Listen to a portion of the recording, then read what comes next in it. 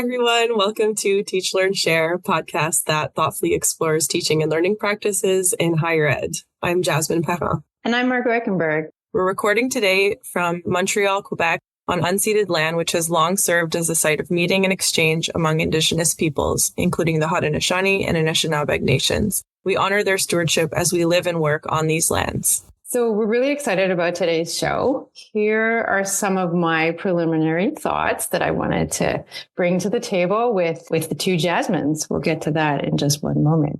But I did want to say that as we were preparing to record this episode, it is midterm time at McGill.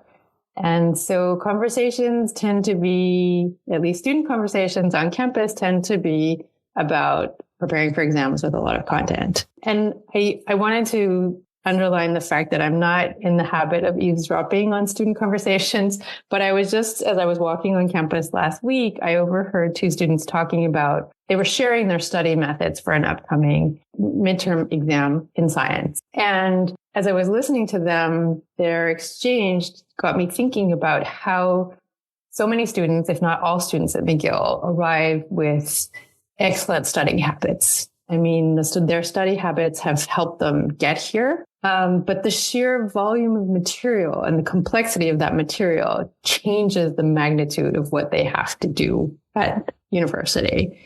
And learning how and what to study becomes part of their challenge in order to be able to demonstrate what they've learned. So it makes sense that students exchange these ideas with one another. What are your strategies? What are you doing? What do you do with the slides? What do you do with the homework? Do you listen again to lectures previously recorded? They were really going back and forth about a whole bunch of options. And I understand how complex it is to address from an instructor perspective to address student preparation for an exam. It's not traditionally the territory of instructors to have to tell students how and what to study. So today we're going to be talking about strategies that might help students prepare, or that can help students prepare for exams in ways that maybe resonate with students quite a bit.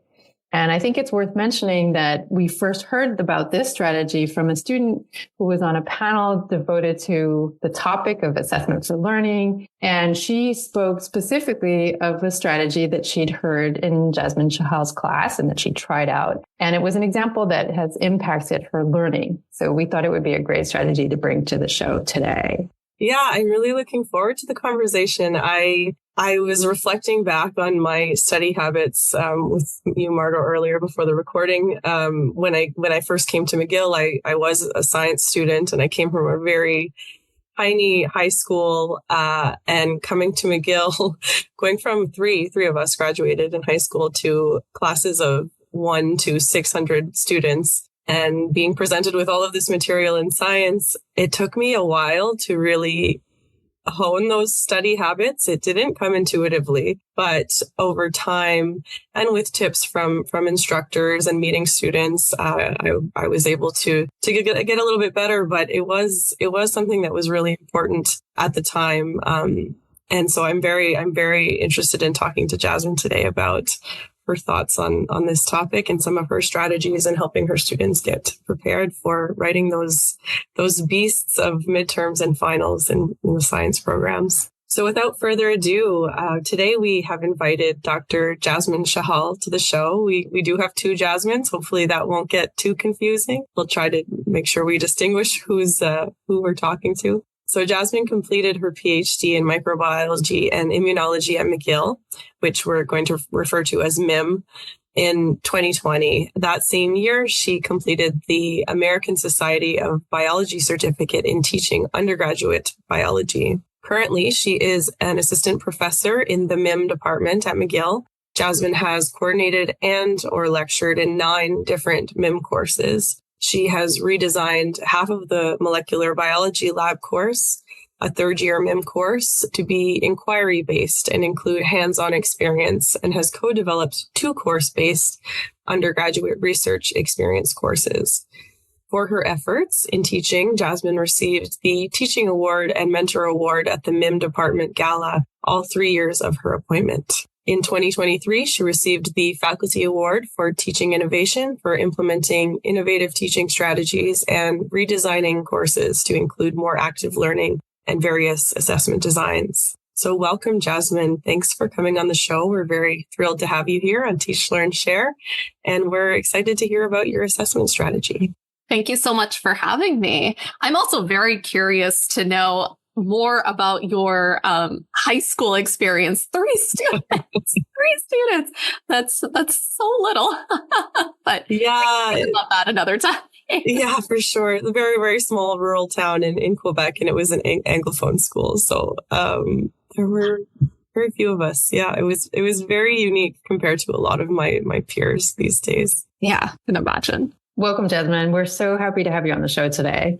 And I wanted to begin by asking you perhaps the most open and important introductory question, but can you please describe the assessment task or the assignment that you're going to be talking about today? And please let our listeners know a little bit about the context of your course. So the subject, class size, maybe the year of study of the students, that sort of thing. Yeah. So the course that I teach and the assessment that this course is a part of is introductory immunology. So it's MIM 214. It's essentially a U1 course that's offered in the winter.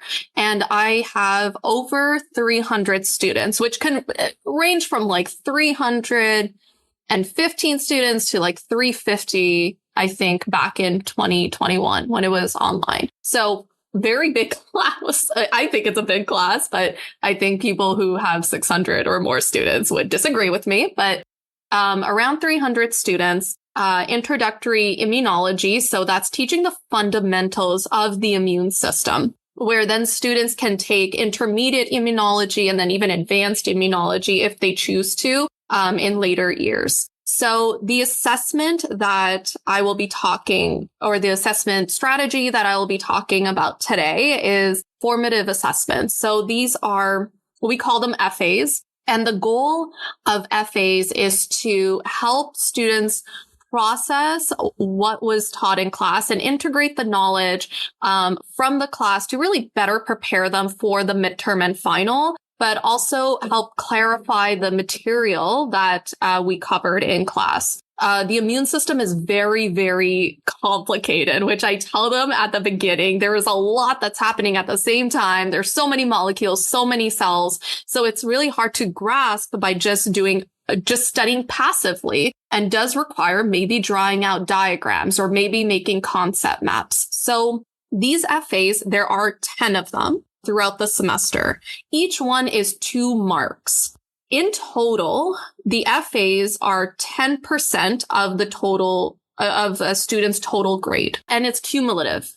So that means that students don't have to do all 10.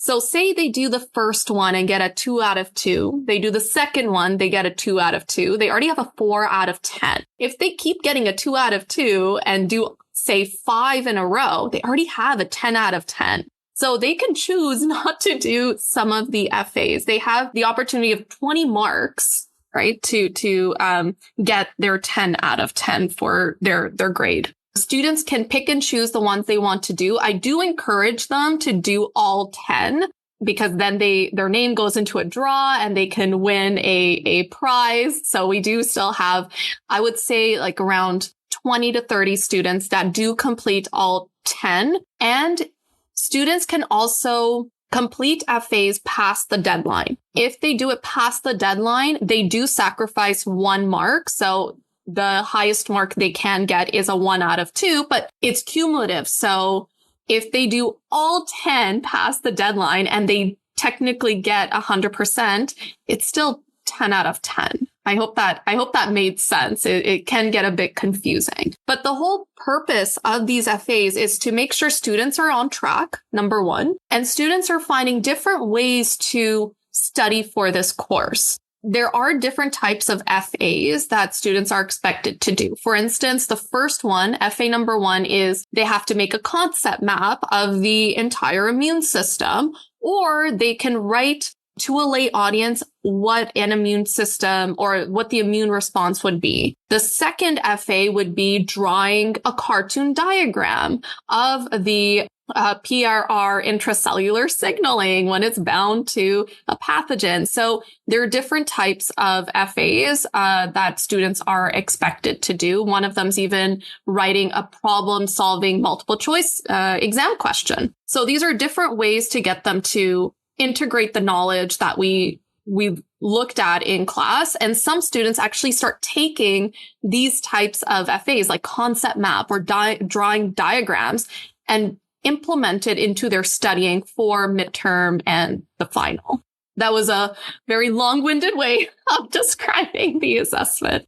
It's okay. There's lots of different components and parts to it. So we appreciate the detail and the example. And you have really anticipated already the second question, which are the goals? And I think you've spoken to those. So maybe I'll ask you a different follow-up question, which is what kind of, with that many students in the class and that many of those assignments coming in, of the FAs arriving and perhaps at different times, because you've spoken to the flexibility component there as well. What kind of feedback can you give to students? Like, how do you go about evaluating these FAs? And can you see some kind of like progress? Do students see progression, or is it really sort of more closed? Like, here are these topics, work on this FA to show that you're learning and to prepare for the exam, and now we've moved on to the next one? Or is there some kind of, in the sense that they're formative, is there continuity between them?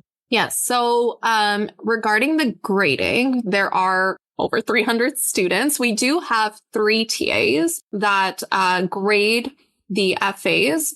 And because they are 2 marks each, they do have a shared doc where they put in, okay, these are all the things we're looking for FA number 1. These are all the things we're looking for FA number 2, and so on. And they're welcome to reuse some comments that they would put in as feedback for the students. So I anticipate like 2 to 5 minutes per FA for them to grade. And each TA would have around 100 to grade each time. Now, because at the beginning, students just have more energy and are a bit more enthusiastic, there are, I think, majority of the students do FA number 1 and 2.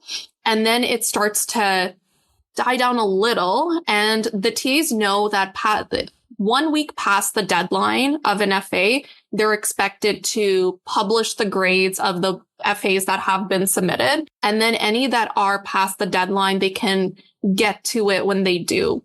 Make sure that it is before, say, like, I think FA number 4 is all the material up until the midterm. So if they make sure that they grade all of those prior to the midterm, fantastic. And then the others at least a few weeks before the final. So we do have a system set in place for that. And I did forget to mention, so I cannot take credit. I did tweak it a little, but I cannot take credit for these formative assessments. Dr. Claire Trottier, who was a MIM professor here before me, she started these, she implemented these, and I was actually a TA for this course, and I was one of the graders for these FAs, and now I'm the instructor for it, which I think is pretty neat.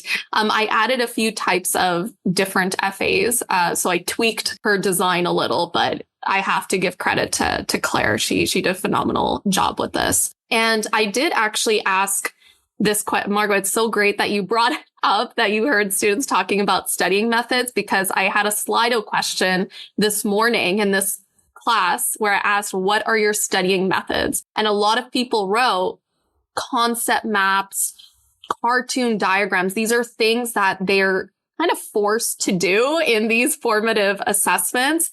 So they're using these formative assessments as ways of studying. And what I noticed is the first few students are still trying to figure out the details that are expected. But then as they get to like FA number 3, 4, and 5, they're phenomenal, the assignments. So I can see that they're progressing in terms of their understanding, in terms of the expectation, and just overall integration of their knowledge. I love that you were a TA for this course and you teach it. And I feel like it speaks to, it also speaks, to something in the field of assessment that's so key which is student involvement in assessment, right? That it be meaningful for students and that they have some kind of say in it, and that they can really feel like it's beneficial to them, and then potentially even impacting, you might think about, I certainly don't want to add to your load, but maybe at the end of the term, thinking about getting some feedback from students about the FAs, like if they would change things, if they have ideas for different ones, so that they can feel more involved, and kind of partnering up with students that way. So I think that's great. First, I can really appreciate how you talked about how complicated immunology can be. And it was one of the body systems I always struggled with. It's so complex. There's so much information. And so I feel like this is such an interesting strategy, breaking it down. And one of the things, we've even seen in the last few years, it's become very relevant how difficult it is to even communicate that information to the layperson and to the public and have them understand it. So some of the FAs you mentioned, having them have it to write a paragraph or explain a concept to a layperson, I think that's very valuable, even beyond the class. So that's really great. Can you tell us a little bit more about how you implement the strategy? So I know you have a lot of different types of assessments or activities. Are they all submitted digitally, or what are your implementation strategies for this type of assessment? So I always post any assignment that I put together for students. There's always a description or an information document that's uploaded on my courses, regardless of which class. I do it for all my classes. And that includes the goal of the assignment, and the deadlines, the guidelines, what are the instructions. So there's a document that students already had access to from the beginning of the semester. I introduced it in the first lecture, what FAs are. I do bring up when they're due, but they have all that information. So at the end of the document, there's a description and deadlines of each FA. They can choose, say for FA number 2, I'll give you an example where the students can make a concept map of the complement system, or write a description of how the complement system works to a lay audience. So they have a choice between 2 different types for that FA. They submit it under the assignment tab on my courses. And when they even click on FA number 2, if that's the one that they're submitting to, it even says there it should be a concept map of the complement or a description to a lay audience, so that they're not confused of which type of FA is expected for that number. We still have some students who get confused at the beginning, but by like the 3rd one, they start to figure it out. So so it's all submitted online. They can draw in just by hand and then take a photo of it and upload that. It's 2 marks, right? So I don't expect it to be the fanciest thing in the world. As long as they have the information there, it's accurate. And then I see that they're learning and understanding the material. Great. Yeah, that makes a lot of sense. I do love the concept map kind of activity. It's an activity that really makes you think about everything that you've been learning and put it all together. So it's such an interesting one for sure. Yeah. And I find that that's really that, and the cartoon diagram, even the, I guess all of them, right? If you can write to a lay audience, it tells me that you're understanding, because a lot of the questions on midterms and finals, they already did a quiz. So they're well aware of the types of questions that are asked. I use Bloom's taxonomy. So yes, there's things that you're going to have to remember, but there's a lot that you have to understand and synthesize. So if you draw out a cartoon diagram of what's happening and say you block one thing, you should be able to tell me, okay, if I block this part of the system, what happens, right? So using the concept map, using these cartoon diagrams is really going to help you think critically about the immune system, which is really what I want them to do. At the end of the day, we're training them to be scientists, right? So we need them to think past just the information we give them. Right. Past just regurgitating. And what benefits have you seen for you and your students? Have you had any feedback about what worked well? Well, when I took over the course from Claire, I really liked the formative assessments when I was a TA. I think the students were learning a lot from them. And after my first year of teaching, overwhelmingly positive reviews about FAs on the Mercury evaluations. That's something that they didn't have to mention, but they did. They said, I love the FAs. They help me study.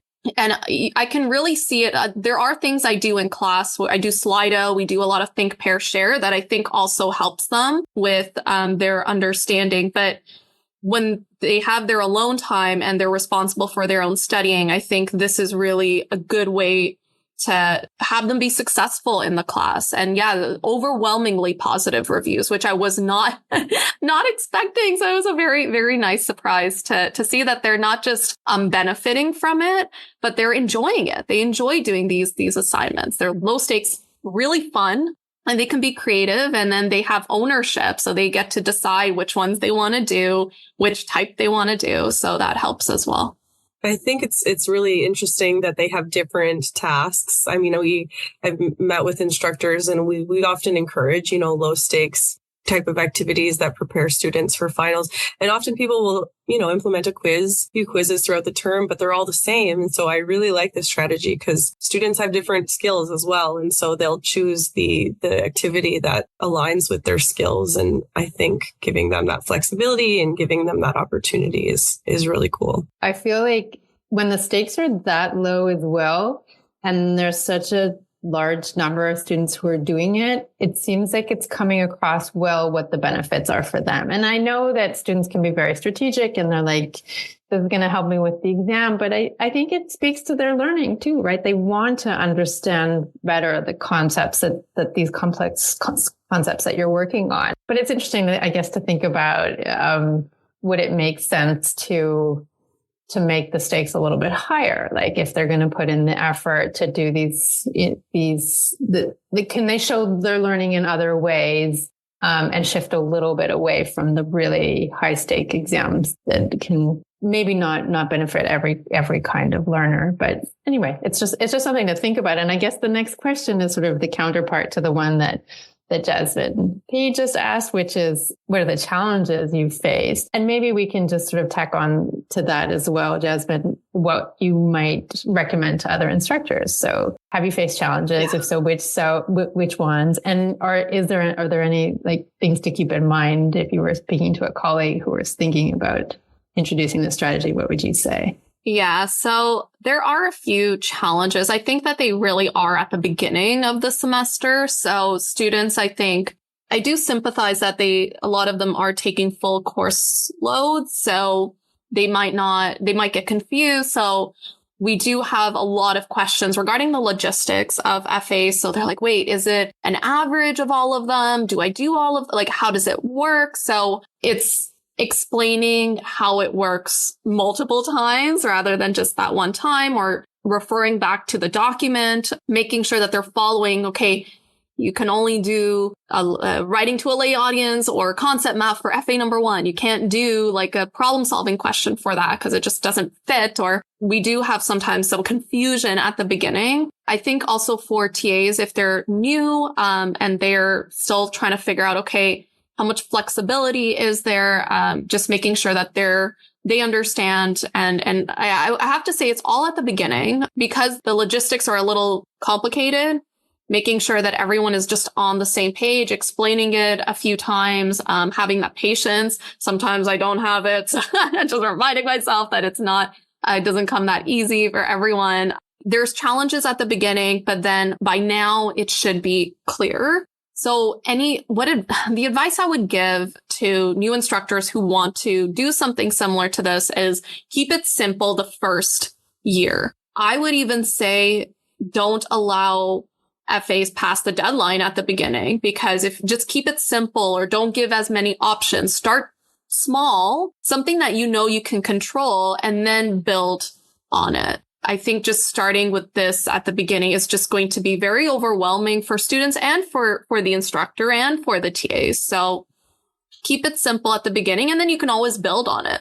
Yeah, I'd imagine having such a large class, but also the year of study that the students are in U1, they're probably not used to having so much flexibility. So it might take them a little time to get oriented. I even actually might make it more simple next year. I think this year, last year and the year before, it ended up working okay. But I'm noticing that it might just be, maybe I'm forgetting how it was the previous years. But I think that I might, for next year, keep it more simple. I wrote in my document that I encourage students studying in groups and working in groups, but you have to submit your own FA. It's your own work. You can work together, talk about it, but then draw out your own FA. Some students, more than the year before or the year before that, didn't understand that or misunderstood it or didn't realize that they were supposed to submit their own FA and submitted one all together and was like, why are we not getting the full marks for it? So like maybe even removing that aspect, or maybe even actually pass the deadline, just make it a little bit easier for myself and for the TAs. So there's still learning curve. I like to do triplicate before I make a decision. So do something for 3 years in a row, see how it goes, and then make minor changes here and there, and then try again for 3 years and then go from there. So we are going to wrap up soon. There is just one more thought that I had about this type of assessment. I think it's important, and this came up in our previous mini series, if anyone's listened to the earlier one. It's really important to have these opportunities too for students to potentially make mistakes or get things wrong and learn from that. And when you have a course that has 2 major high stakes assessments, they don't really have that opportunity. So I like that this type of a strategy has that opportunity. And I'm sure like they can complete something, and you said only half of them count, right? So only 5 of the 10. If they get a 2 out of 2 on all 5, but say like their first one, they didn't do so well and got a 1 out of 2. Yeah, they can make up. They can make up. Yeah. Like they can even get no 2 out of 2s on any of their FAs and still end up with a 10 out of 10 at the end of the day. Okay. I love that. So we are going to wrap up. I just wanted to know if there's anything else you'd like to add, something that we haven't touched on, tip, recommendation. I know you did give some tips earlier, but anything to finish up? I think I just want to reiterate that, like, shout out to Claire. She absolutely knocked it out of the park with this type of assessment. It's been working for years now, and just a few tweaks here and there to make it accessible for any instructor. So you can do this with large classes, you can do it with small classes, and depending on how much you want to administer, you can always tweak it a little bit, but it's benefited most students, if not all. Yeah, that I love that. I think too, it speaks to almost really being able to focus the everything away from the grade, because the stakes are so low and there's multiple opportunities, and there's even the chance of not doing, or the possibility of not completing all of them. So it really shifts the focus away from grades and onto the learning. And I think that that's such an important element of the course, so that yes, the stakes are really high in the exams, but they know they can go into the exams with a little more confidence about what they've actually learned. And I think that is that's invaluable. It's really wonderful. So yeah, really, really excited to hear about your strategy. Thanks again for being on the show and sharing it with us, Jasmin, and recognizing those who came before you and will continue to tweak it and change it. I think that I love your idea of, doing it 3 times, like only after 3 times you have different cohorts, you have different experiences, then you can decide, and different TAs. So different students, you can make a decision, with time and with experience, instead of feeling pressured that every time you have to change it to make it better. So that too, I think was maybe unintentionally, but I think it was a great tip for others as well. So the scientist in me, N equals 3 always. Then you can do your stats on it. Thank you for having me. This was a lot of fun. Awesome. Well, thanks, Jasmin. Thanks, everyone, for listening. Please subscribe to Teach, Learn, Share wherever you get your podcasts. Let others know about it. Watch out for our next episode. So until next time.